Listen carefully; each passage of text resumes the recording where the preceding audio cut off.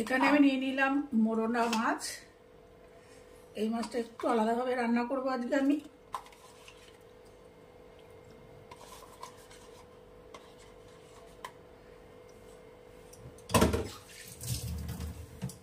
আচ্ছা, এবারে দিয়ে দেব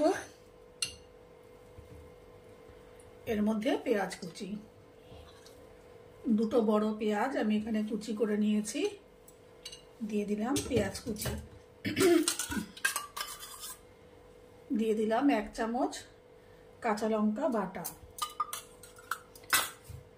সাথে আর একটু কাঁচা লঙ্কা কটা কুচিয়ে দিয়েছি, কটা আস্ত দিয়েছি। দিয়ে দিচ্ছি 1 বড় চামচ রসুন বাটা, এরপরে দিচ্ছি 1 বড় চামচ আদা বাটা,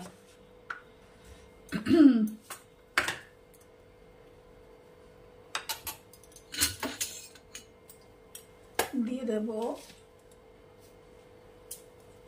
পরিমাণ মতো স্বাদ অনুযায়ী লবণ, দিয়ে দিলাম হলুদ। এখানে কাঁচা লঙ্কার পরিবর্তে আপনারা কিন্তু এখানে শুকনো লঙ্কাও ব্যবহার করতে পারেন। আচ্ছা, এবারে দিয়ে দেব 1 চামচ কাঁচা আম বাটা। আচ্ছা, 2 চামচ কাঁচা আম বাটা দিয়ে দিলাম। আর দিয়ে দেব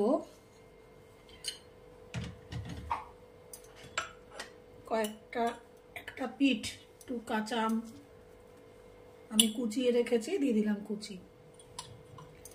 আপনারা এই কাঁচা আম দিয়ে একদিন এই মাছটা রান্না করে দেখবেন, অপূর্ব লাগে। আচ্ছা, এবার দিয়ে দেব একটু সর্ষের তেল।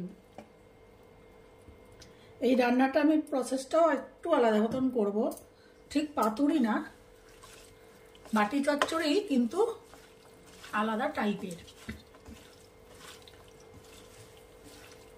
এটা আমি মাখিয়ে রাখবো মিনিট 5। ততক্ষণে আমি কড়াইটা রেডি করব। আপনারা এটা শুকনো লঙ্কা গুঁড়োও দিতে পারেন, গুঁড়ো দিও, কাঁচা লঙ্কা না দিয়ে শুকনো লঙ্কা গুঁড়ো দিও। এটা মিনিট 5 আমি রেখে দিয়ে ততক্ষণে আমি কড়াইটা রেডি করছি।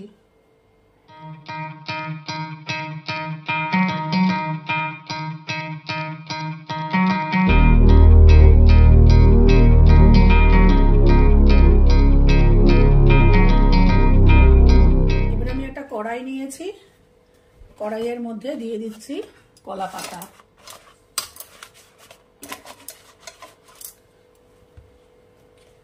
দুটো কলা পাতা এরকম করে দিয়ে দিলাম, যাতে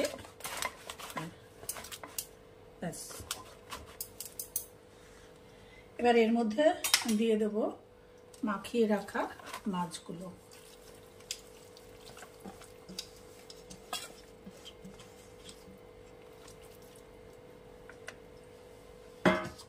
এবারে এর মধ্যে দিয়ে দেব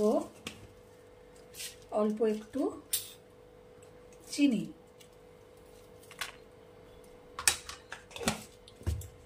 দিয়ে দেবো আর একটু সর্ষের তেল।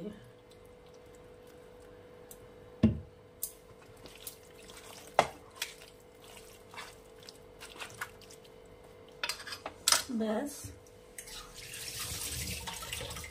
এবারে আমি গ্যাসটাকে অন করে নেব।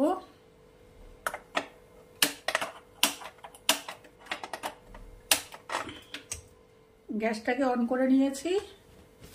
এইবারে আমি আরেকটা কলা পাতা দিয়ে ঢেকে নেব, ভালো করে আরেকটা কলা পাতা দিয়ে ঢেকে নেব। ভালো করে ঢেকে নেওয়ার পর আমি এই কড়াইয়ে ঢাকনা চাপা দিয়ে দেবো। ব্যাস, এটা লো ফ্লেমে হতে দেব মিনিট 5। মিনিট 5 পরে আমি ফিরে আসছি। মিনিট 3-4 পর আমি এটাকে ওপেন করছি। এই যে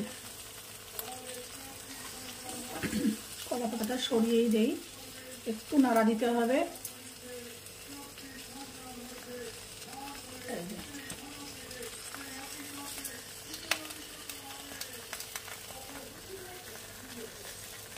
একটু জাস্ট ওলট পালট করে দেবো।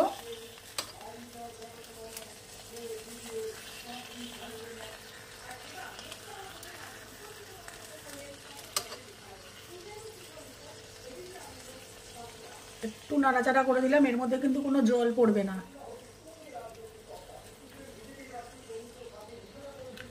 লবণটা একটু দেখে নিতে হবে। লবণ ঠিক আছে। এবারে আবার চাপা দিয়ে দেবো। আমার যেরকম চাপা ছিল সেরকম চাপা দিয়ে আবার মিনিট 3-4 আমি হতে দেব। আবার 3-4 পরে ফিরে আসব। সবার শেষে আরও কয়েকটা জিনিস মেশাবো। মিনিট 3-4 পর আমি আবার কড়াইয়ের ঢাকনাটা ওপেন করলাম।